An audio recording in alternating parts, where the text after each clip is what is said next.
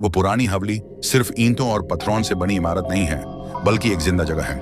रात के 12 बजते ही हवा का रुक जाना, बटन का हिलना बैंड हो जाना और फिर हवेली के अंदर से आती हल्की सी आवाजें, ये सब इस बात का इशारा होता था कि राजा साहब जाग चुके हैं। जो भी लालच या मजबूरी के साथ उस हवेली के अंदर गया, वो कभी जिंदा वापस नहीं आया। अमन शहर का रहने वाला एक आम सा लड़का था जो कर्ज के बोझ तले दब चुका था। जब उस पता चला कि एक पुरानी शाही हवेली बहुत सस्ते दाम पर बिक रही है, बस शार्ट ये है कि एक रात उसमें गुजारनी होगी, तो उसने बिना ज्यादा सोचे हाँ कर दी। गांव पहुंचते ही लोगों की आंखों में दार साफ दिखता था। एक बूढ़ी औरत ने उससे रोककर कामपति आवाज में कहा, बेटा, ये हवेली तुम्हें बुला रही है, लेकिन जो बुलावा मान लेता है वो अपनी जिंदगी खो देता है। अमन हंसा और मुंह से अनविश्वास के आगे बढ़ गया। शाम होते ही वो हवेली के अंदर दाखिल हुआ। जैसे ही उसने पहला कदम रखा, बड़ा सा दरवाजा तेज आवाज के साथ अपने आप बैंड हो गया। हवेली के अंदर अजीब सी ठंडक थी।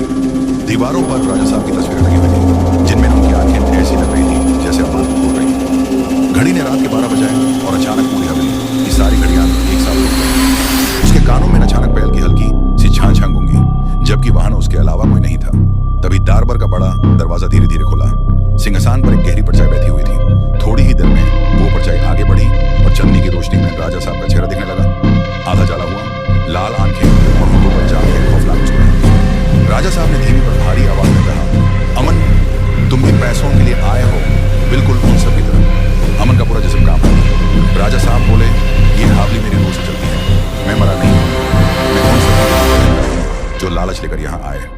तभी दीवारों से चीखने की आवाजें आने लगी। अमन ने देखा कि हवेली के कमरों में कई लोगों की रूहें कैद हैं। सबके चेहरे पे दर्द और बेबासी साफ नजर आ रही थी।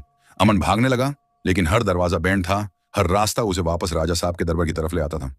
राजा साहब सिंहासन से उठकर अमन के पास आए और बोले, हर हवेली को एक वारिस चाहिए और आज मुझे मेरा नया वारिस मिल गया।